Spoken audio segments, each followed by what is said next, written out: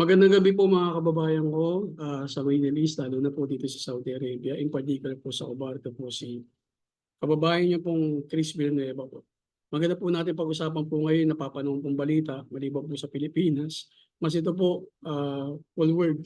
Ang balita po ngayon, yung nangyayari pong pag-atake in between na bansa sa yung Israel po tsaka yung Iran, aside from dun sa Palestine na kalaban po ng Israel. So yung pinaka-latest po yung pag-retaliate po ng Iran sa Israel sa ginawa pong provocation na pagtira po ng missile ng Israel sa mga facilities po ng Iran na di umano na yun po yung mga pagawaan po nila ngayon o doon po sila gumagawa ng nuclear missile po. Nakarating po yan nakarating na po siguro sa Israel yung intelligence report po nila coming from the US na almost done na po yung almost nandoon na po sa finishing touches po yung Iran sa pagtatapos po nila ng makagawa po sila ng nuclear missile. Kasi nandoon na po sila sa stage po na nakagawa na po sila ng atomic bomb eh. Kung matatandaan niyo po, ang atomic bomb po, yan po yung ginamit po na bomba sa Nagasaki at sa Nagoya. Talagang totally wipe out po yung dalawang city po ng Japan po na yun. At ang tagal po naka-recover po. Talagang kung nakita nyo parang hell in the earth po ang nangyari po noon eh. Talagang laplos po yung mga katawan ng tao. Hindi na po yung iba hindi na po talaga nakita dahil nga po ang lakas po ng atomic bomb eh. Hindi ko po mapaliwanag kung ano po yung ng atomic bomb, composition ng atomic bomb, chemistry po kasi hindi naman po ako. Hindi pa po ganun ka in-depth po yung pag-discussion po natin. On layman's term lang naman po ito at saka pagkakaintindi po natin.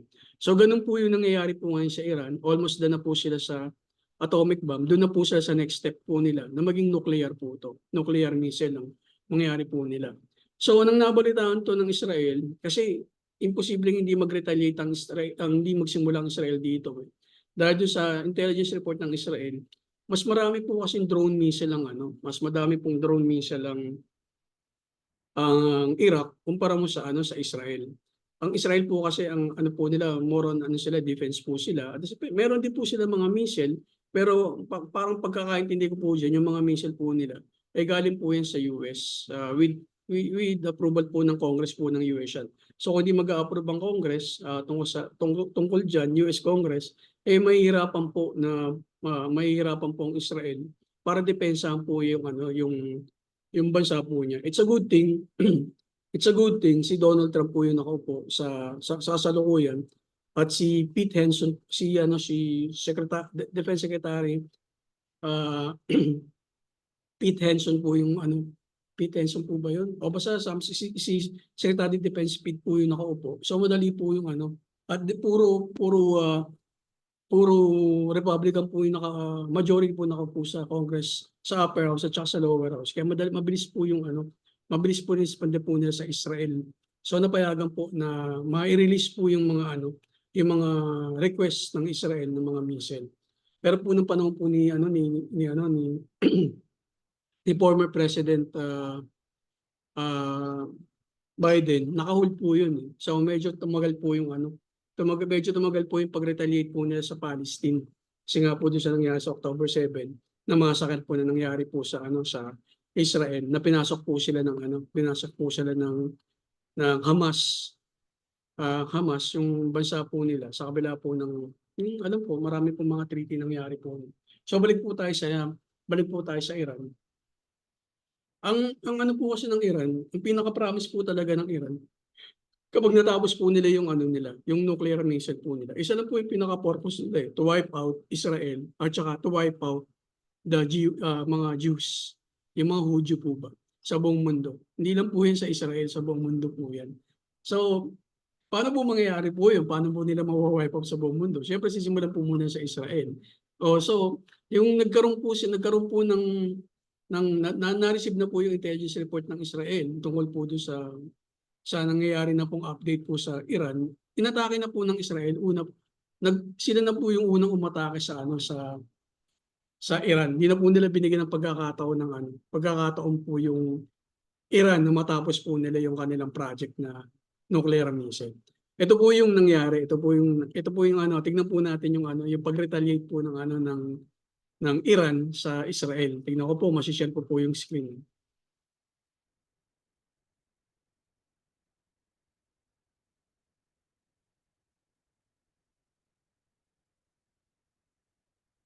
Ayan, ito po.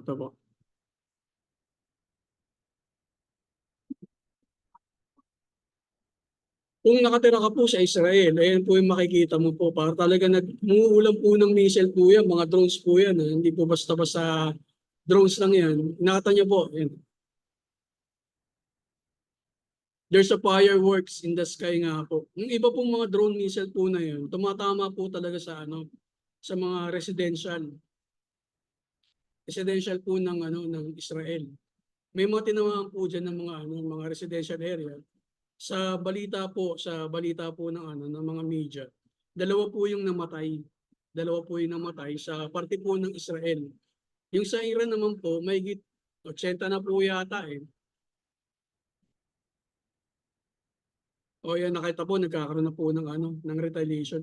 Yung yung pag-atake po ng Israel, doon lang po doon sa mga nuclear facilities po ng Iran. Hindi po sila tumatake sa residential area. Pero yun po yung Iran, ang atake po nila sa residential area. O nakita niyo po, residential area yan. Ang kumukuha po ng mga video po na yan, ay mga residente.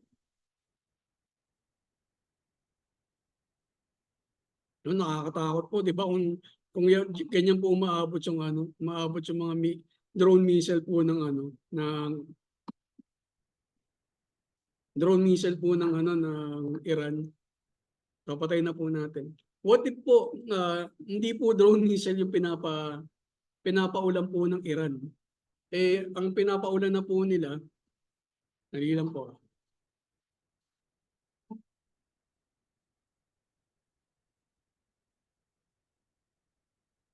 Medyo tumunog po yung sa pagtapos po kasi ng video, mayroon parang commercial po sa YouTube eh. So what if po kung nuclear missile na po yung tinitira po ng Iran sa Israel? Ano po bang possibilities na mangyari po na yun? Natural po, nuclear po yan eh. Ang nuclear po talaga, ayan po yung pinaka iniiwasan na mangyari ng mga bansa. Ng Israel po may nuclear din po yan, hindi na po nagagamit. Pero ano po sila, very responsible po sila despite na meron po sila. Na kailangan po nila yun eh as a country kasi nga kung nakita niyo po yung share ko po sa inyo. May share po ako sa inyo na map. Habang nagpapaliwanag po ako sa inyo, i-share ko po yung map ng Israel. Okay.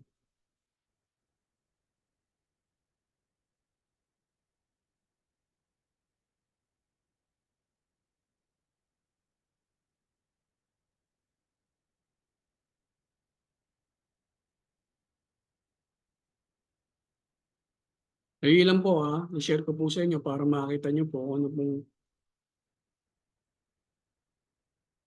nasan yun? Ayan po, ayan po. Kung nakikita niyo po yan, ay, hindi maganda yung map niya. Wait lang. Try natin yung map.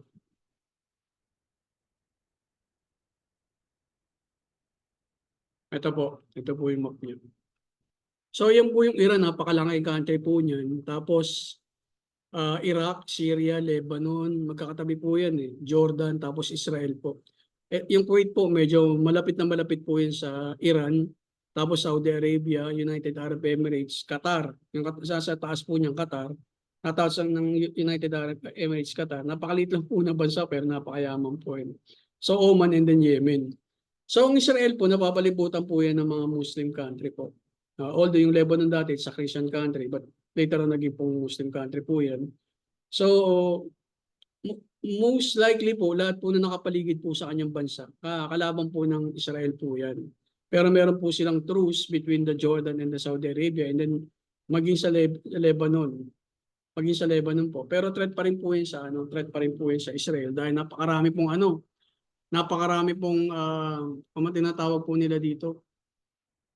Nagsimula po ng 1979 po yan, dito po sa binabasa ko sa American Jewish Committee. Nagsimula po ng 1979 po yan, yung nagkaroon ng Islamic Revolution. Ang dami po naging kalaban po ng Israel. Kasi nga po, di ba, parang sila lang po yung ah, sinasabi po nila na hindi sila taga-dip. Sinasabi po ng ng mga nakapalibot na bansa, hindi po talaga sila diyan. Kumbaga parang layo lang po sila yan, Palestine po talaga yan. Hindi naman po makakapayag yung Israel na nadayo lang sila diyan. Panahon pa lang po ng Biblia, talagang Israel na po yan, talagang nakasulat po yan. So napapalibutan po siya, yan, Turkey, dati Turkey po yan. So Egypt, talagang sobrang napapalibutan po talaga ng mga hindi talaga kaalyado na 100% ng Israel itong mga nakapalibot sa kanya. So tignan po natin yung mga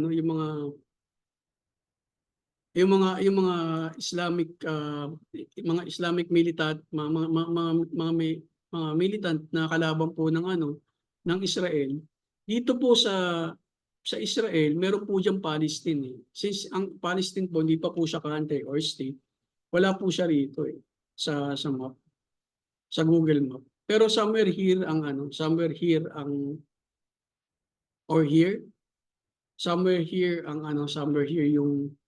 yung Palestine po. So sa Palestine po, ang kalaban po ng ng Israel po diyan sa yung Hamas. Yung Hamas po ng October 7 sinugod po yung Israel. Yung during na meron pong parang celebration po ang Israel.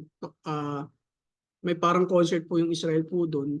Sinugod po nila yung kasama po yung residential area po ng part po ng Israel. Medyo po tabi po yun ng Palestine. Dami po nilang doon, mga napatay, siguro more or less mga 1,000 po yata. Tapos yung kinidnap po nila ng mga tao, nasa 300 plus. Although yung iba po doon napakawalan na. Pero yung the rest po, since October 2024 pa po yun. Hanggang ngayon po nandun pa po sila. Na ganun po yung pag-hostage po. Kasi ang gusto po ng Palestine, pakawalan po muna yung mga political prisoner po nila. Yung political prisoner po nila, ito po yung mga gulo sa Israel, yung usually mga suicide bomber, mga ganun po ba. Yun yung mga hinuli po ng mga ng Israel, ginulong po nila. Ito yung gusto pong pakawalan ng Hamas para in exchange sa mga po nila, yung mga po nila, hostages po nila ng October 7, 2024. So yan po yung yung sa Palestine, yung Hamas po yung kalaban po diyan ng Israel. So patuloy pa rin po yung po nila diyan. Patuloy pa rin po yung pag-atake po nila diyan kasi nga gusto po gusto po nilang pulbusin Pero yung Gaza, pag nakita niyo na po sa kasalukuyan, talagang totally devastated na po siya. Talagang wipe out na po yung mga building niya. Kung titignan mo po sa mga balita, kaya marami pong mga protesta Kahit si Robin Padilla nga, di ba, nagpo-protesta tungkol po dyan.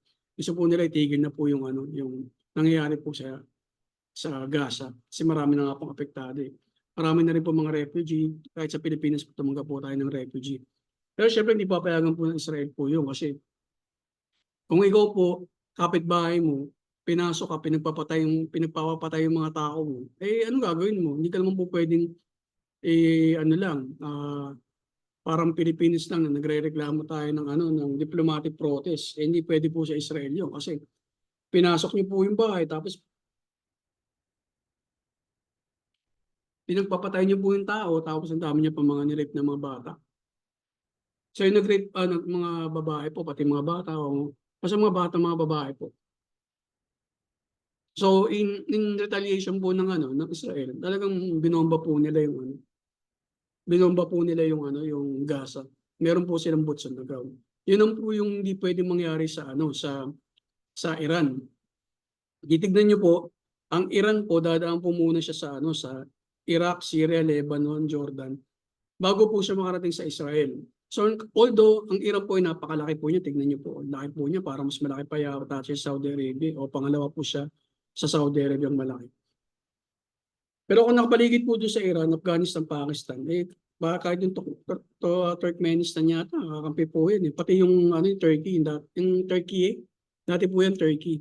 So ano yung kakampi po ng ano yan ng Iran po yan, ng Iran government. Hindi po yung mga Iranian, iba po yung mga Iranian. So yung mga Iranian po, hati rin po yan. Ayaw po yung ano yung Iranian ayaw po sa current government po nila kasi nga ah, Islamist nga po nila kung tawagin po mga ano po mga ang pinaka-view po nila talagang pulbusin ng Israel. So although marami po sila mga troops o mga military, kahit yung mga reserve po nila, kumpara mo sa Israel, maliit na bansa lang po kumpara mo yung population po nila. Pero ang labanan po ngayon, hindi na po boots on the ground. Kasi kung titignan mo, hindi naman paparaanin ng Iraq yan, Syria, Lebanon. Kung magkakagulo po talaga yan eh. Kasi kung ang Iran nadadaan po sa Iraq, ay kailangan po magkagera muna sila. Ganon din po pagdating po nila sa Jordan, Lebanon at Syria. So, ang labanan po ng Iran tsaka ng Israel ay through air. Kaya po ang dami pong drone missile po na ginawa po yung Iran para umatake po sa Israel. Now, yung mga bansa na dadaanan po niyan, Iraq, Kuwait, Jordan, Lebanon o Syria, Saudi Arabia. Dito po sa Arabian Gulf, alam ko meron po ritong meron po ritong troops ang American po maski po dito sa alam ko dito po yata sa Arabian Sea o dito sa Arabian Gulf, meron po ritong troops ang Amerika na naka-standby lang po yan protection po yan protection po yan ng GCC laban po sa threat po sa kanila ng mga bansa. So yan po yung binabayaran ng mga GCC countries, yung Amerika po in particular. Nandiyan po yung mga po nila, mga missile din po nila na naka-standby lang. Kahit dito sa Mediterranean Sea, alam ko meron din po sila dyan Kaya yung influence po talaga ng Amerika, napakalakas pagdating po sa Middle East po. So, yung sinabi ko nga po, ang labanan po dito, hindi na boots on the ground. Kasi nga po, ang dami po nilang dadaanan. So, ang labanan, through air na po. So, ang Israel, ang pinaka-defense po niya, napakagaling po ng Iron Dome po niyan. Kapag mayroon pong threat in the sky po na lumilipad po mga missile o mga drone missile po, kahit ano po yan, kahit na saan po yan, simultaneous, kaya po ng Israel po yan. Kasi nga, late nga po ng bansa po nila. So lahat po ng mga nila, kumbaga parang yung mga territory po nila, somehow po, yung strategic territory po ng Israel na marami pong tao, yan po yung nilalagyan po nila ng Iron Dome. Yung mga hindi naman po yung mga lupa lang po, alam ko okay lang Pero doon sa mga medyo may hindi po masyadong matao, natatamaan po yun kasi hindi parang yun po yung butas ng Iron Dome na hindi na po nilagyan ng Iron Dome defense, yung Iron Dome po nila. Pwede nakakalusot po doon. So kahit pa paano may mga casualties po sila tsaka may mga damages po sila. Pero hindi po malakas yung impact kung kumpara po sa pinaka-proper city per se po o doon sa matataong city. Ang ginawa po ng Israel, ang pag-retaliate po nila sa Iran, hindi po sila nagpapasabog po o tinitira yung mga residential area ng Iran. Ang strategic lang po na po nila, tinitira po nila yung mga yung mga nuclear facilities po ng Iran para po mahinto po yan. Tapos tinira rin po nila yung mga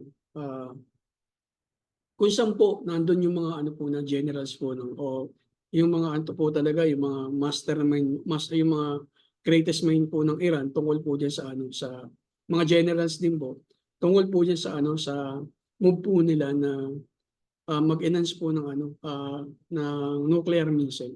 Pero mo po pagkakaroon po ng nuclear missile po yan, hindi lang po yan threat sa Israel, threat po yan sa buong GCC. Lalo na po hindi po nila kakampi ang Saudi Arabia. At kung bawat bansa po na to, yung Iraq, Kuwait, United Arab Emirates, yun naman, napakalalapit po niyan. No? Qatar, Oman, Saudi Arabia. Ayan po, hindi po mga mga parang close ng Iran. Kasi nga, may radical po sa kabansa po nila ang gusto po ng GCC more on tourism po sila ngayon. Gusto po nilang i-promote yung tourism. Paano ka pupunta po diyan kung marami pong mga radikal na na Islamist po, di ba, sa mga bansa po nila. So yun po yung inuna po nila, medyo nilinis po nila yun. Kaya kung makikita mo, Saudi Arabia, Oman, United Arab Emirates, Kuwait, Qatar, Bahrain, dyan po yung napakaraming mga Pilipino na nagtatrabaho po. Kasi pwede po tayo magtrabaho po rito kasi safe po somehow.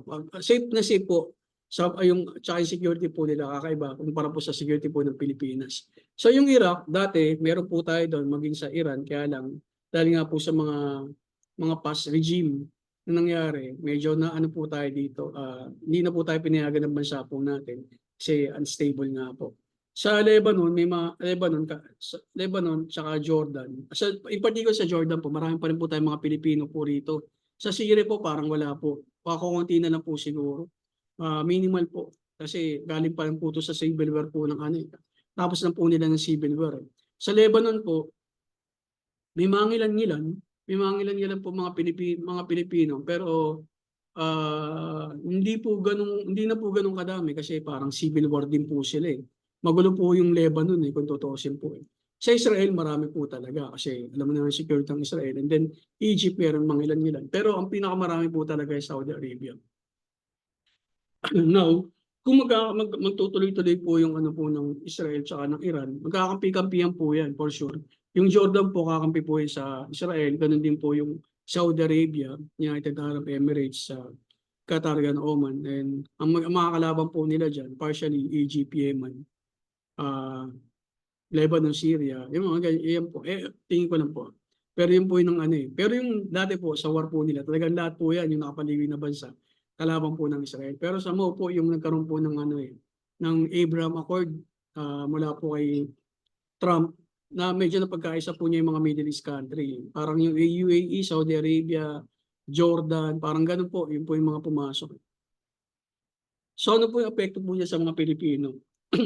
Currently po, bawal po na yung airspace po ng Kuwait, ng Bahrain, United Arab Emirates, Qatar, Saudi Arabia. Hindi po sila pwedeng,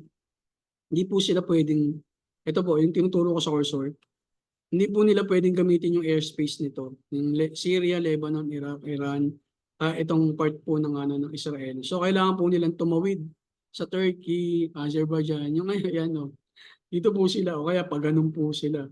Pailalim po ba? Pero currently, yung kahit yung mga nanggagaling po sa kasi yung isang kasama po namin, galing po siya sa Qatar. From Saudi Arabia, punta siya Qatar.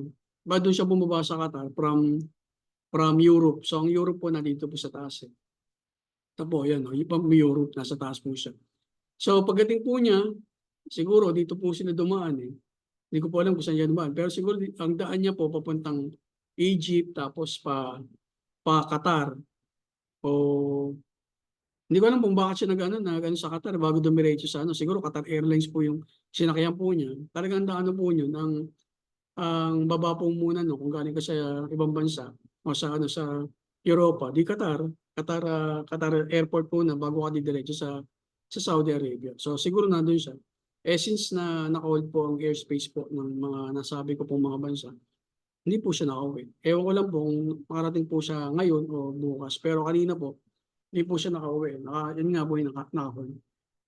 Ang impact po nito sa atin, syempre ang Iran po oil producing country po yan. So currently po, pinasabog po ng ng Israel po yung dalawa po nilang oil depot na para po talagang kahit papaano siya mapilayan po yung Iran. Kasi po sa oil po talaga, ang oil po talaga yung pinakaano po nila income base po nila Ito po yung nagpapatakbo ng bansa po nila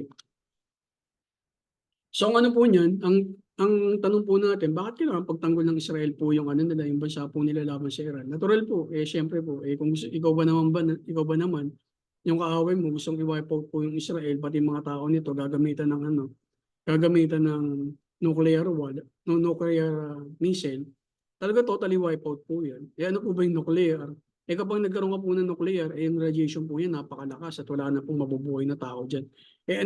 Magkakatabi lang po yan, Syria, Lebanon, Jordan, Egypt. Eh siyempre po, kakalat po yan kahit sa Iraq, kahit sa Kuwait, malaki po talaga ang damage po niyan. At wala po tayong assurance na hindi rin po hindi po titirahin ng Iran ng Saudi Arabia, Kuwait at iba pa pong mga Middle Eastern country at yung yung Amerika po kahit yung mga European po na hindi po kampi sa Iran. Hindi wala po tayong assurance diyan.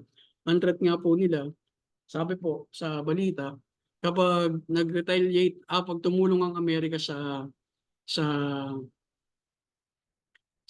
Israel, lahat ang banat po niyan, mga embassy po ng Amerika sa iba't ibang bansa. Pilipinas, sabi sabi natin, layo ng Pilipinas, nandun tayo sa sa kabila. Hindi ko na na-captured yung map eh. Dito po tayo banda sa sa parte po ng Nepal, ayan ganyan. Basta yung po, Southeast Asia. Malayo tayo niya sa sa Iran. For now, malayo po tayo. Pero pa nag-escalate po yan, nangyari po, kasi kakampi po ng Iran, Russia.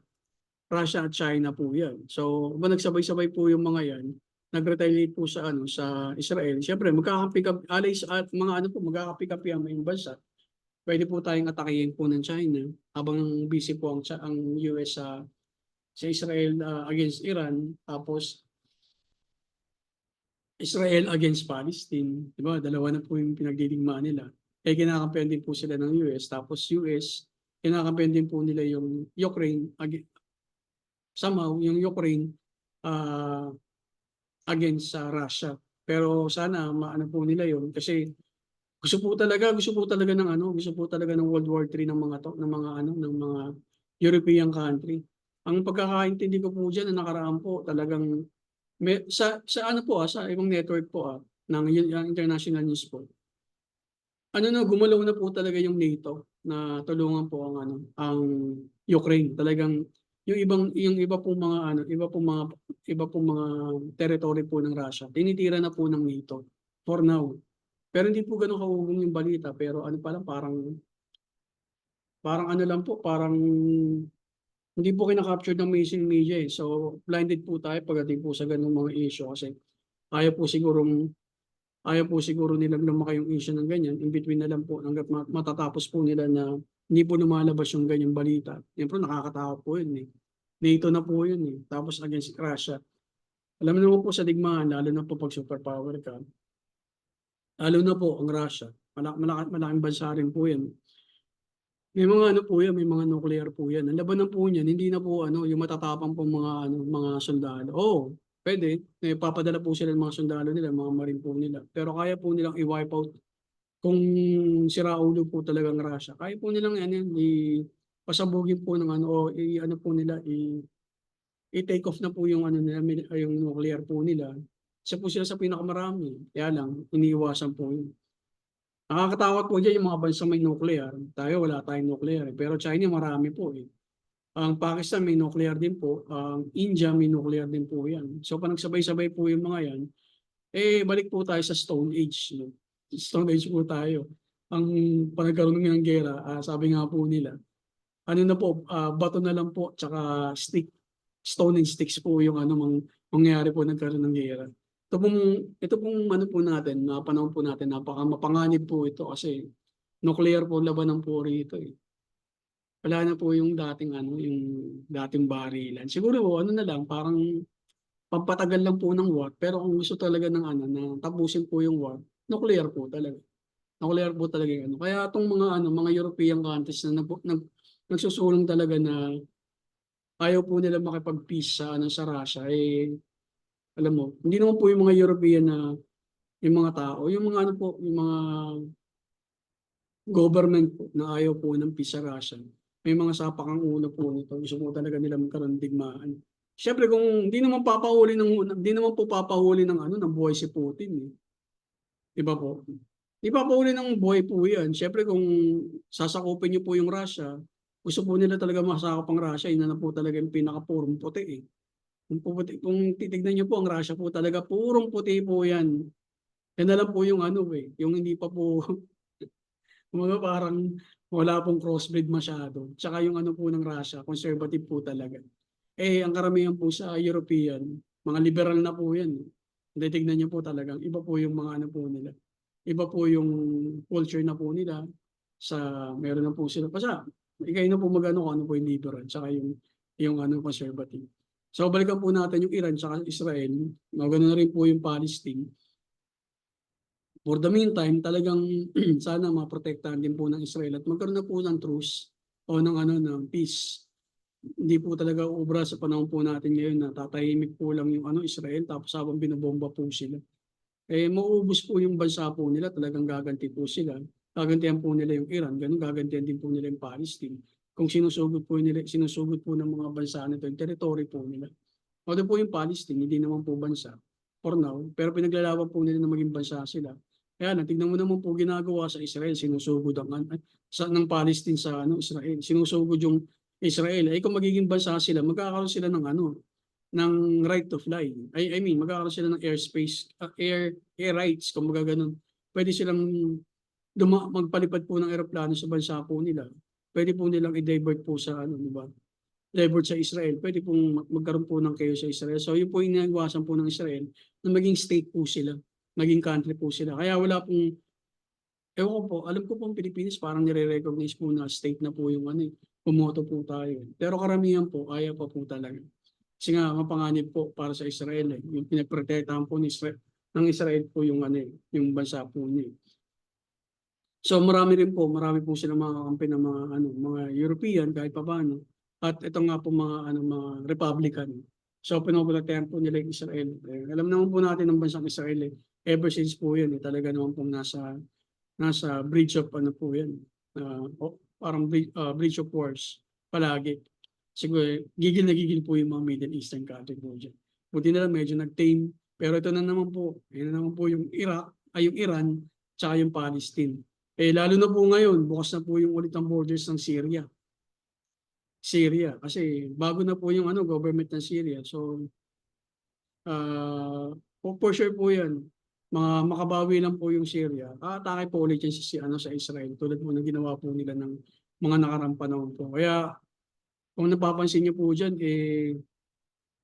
maraming mga Syrian ang umalis po sa Syria dahil nga po sobrang gulo po, civil war po sa kanila. Iba po dyan, punta sa Pilipinas, the rest po niya sa mga European country po. So ngayon, tumataas na naman po yung pressure po ng mga yung mga yan. Yung nangyari po na na may mass migration po ng mga Middle Eastern countries sa Europe, talagang gusto po nila mag-retaliate po sa Israel. So kahit po tahimik ang Israel, wala. Gusto po talaga nilang ma-wipe out po yung mga Jews, yung mga Hudyo po sa buong mundo. Yun po yung nakakatakot. Kasi hindi na po papayag yung Israel. Dati po kasi nagkaroon po yan sa Germany po, di ba? Talagang pinapatay po maraming Hudyo. Milyon-milyon po pinapatay po yung Hudyo dahil po sa propaganda. Propaganda po na, alam mo, threat po sila sa Germany. Inaagaw po yung mga trabaho po nila. Karamihan po kasi mga Jews, mga negosyante. Mga Hudyo, negosyante, tsaka mga professional. Alam naman po yung utak ng mga Hudyo. Kakaiba po talaga yan. Although may mga Hudyo po na ayaw po ng war against Iran, ito naman po yung mga ewan ko, parang may mga saya din po yung mga ulo. Pwede ikaw din pagtatanggol yung bansa mo. Kaya required po sa Israel na kahit babae po, kailangan po nila mag-take ng militar. Kasi nga, konti lang naman po sila kumpara mo sa karatig bansa nila. Tinatan niyo naman po yung yung territory po nila. Napakaliit lang, pero yung threat ng mga malalaking bansa sa kanya, napakalaki po. Parang hindi sila pinatutulog. Pero napakunlad po ng bansa po nila. Kasi nga po, kakaiba po yung utak po nila. Marami po silang mga na-invento, mga gamot, mga gamit sa war, mga po natin, yung mga technology po natin, galing po yan lahat sa Israel. Ganun po sila katalino. So, yun lamang po muna sa mga babayan ko po na medyo nagiging war freak na po, yung medyo nag-war na po sila doon sa nangyayari sa Iran ng Israel. Wala pa naman po muna. Pero mas maganda na rin po nandito sa ibang bansa kaysa po. Yung sabi nga po nila, mas maganda na po nasa ibang bansa, kumikita ka. Kaysa naman nasa Pilipinas ka, wala kang kinikitan, mamamatay kayo ng pamilya mo ng gutom ba. Anyway po, chillax po mga kabayan, huwag po tayo magpanik. Tungkol po sa nangyayaring war po na yan. Meron pong ginagawa ang ating mga bansa na kinabibilangan, lalo na po rito sa Saudi Arabia. Isa po sa mga kaibigan ko nagsabi na talagang na po, naka-standby po ang radar ng Saudi Arabia. Kasi any moment po, anytime, pwedeng yung mga drone missile po ng Iran bumagsak po sa Saudi Arabia. Possible po yun, lalo na po nasa itaas po. Nakita niyo po. Yan po yung Saudi Arabia. Possible po yan kung saan po manggagaling kung saan manggagaling yung mga drone missile o missile ng Iran. Kung hindi po umabot sa Israel, babagsak po yun sa Kuwait. O hindi po siya, kung medyo kapos po siya, babagsak po siya sa Jordan, sa Iraq. Di ba po? Pero most likely, ang laki ng territory ng Saudi Arabia. So it's either ang bagsak po niyan, some of it, yung babagsak sa Saudi Arabia, Iraq, tsaka sa Jordan. Kaya naka-high alert po ang Saudi Arabia po sa ngayon, lalo na po yung airspace po nila na malapit po sa Iran at sa mga na nasa taas po ng mga bansa. Kahit pa paano, cancel po yung mga flights for the meantime. Hanggat hindi po nahuhupa yung tension. So, kailangan po ba, yung tanong ko po, kailangan po ba talaga ipagtanggol ng Israel po yung bansa po nila, sarili po nila laban po dito sa threat po ng Iran? Kailangan po. Sa tingin ko po, kasi kung hindi po nila pagtatanggol, hayaan po nila na makapag-produce po ng nuclear missile ang Iran, parang it's too late na to manage the damage. O baka wala na po sila ma-manage o mawala na po sa mga fight Israel, which is alam naman po natin ng Israel po bayan po yan ng Diyos ng unang panahon po. So hangga't maaari, nandiyan pa rin po ang kamay ng ating Panginoon Diyos. Mapagtanggol po ang Israel. Kaya di man po sila yung nasa Biblia naman po kahit po sila yung bayan na natalikod, nasa kanila pa rin po yung pangako na hindi sila pababayaan. Pero yung kaligtasan, wala na po sa kanila. Wala na po sa kanila. Yung pababayaan lang po, hindi sila pababayaan kasi maraming threat po sa kanila. So yun lamang po muna, lumamig na po yung aking ginawang suit. Mga po ako ng suit, medyo nagda-diet po ako ngayon.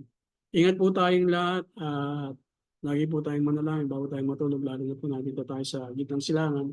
At wala po yung hindi po natin kasama yung pamilya po natin. At para hindi naman din po yung matakot ang ating pamilya, ibalita po natin yung totoo lang. Totoo lang po na nangyayari. Huwag po yung yung sobrang panic, sobrang paranoid po katulad po nangyayari po sa nakaraang pandemic.